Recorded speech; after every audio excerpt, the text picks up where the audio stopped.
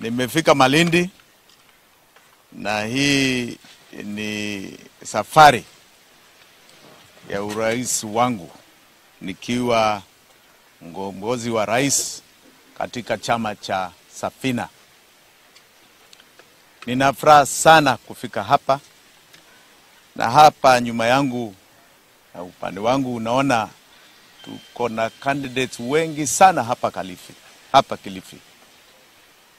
Na ni watu ambao ni washujaa hapa, watu wa maana. Tuna candidate wa governor Safina, tuna candidate wa senator Safina, tuna candidate za MP na MCAs, ni wengi sana hapa Kilifi. Tulikuwa na siku 5 tu NDC na deadline ya ORPP, na kwa hiyo muda tulipata wa candidate 100 kadhaa nchini. Tupigie wananchi wao, tupigie wakofi. Safari yangu ya safari ya Safina ni mpaka mwisho. Hakuna kurudi nyuma. Tunaendelea mpaka debe. Coalition ambao tunaform ni direct na wananchi wa Kenya.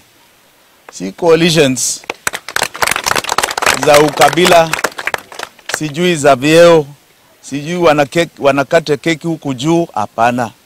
Sisi tunakatia keki wananchi wa Kenya direct.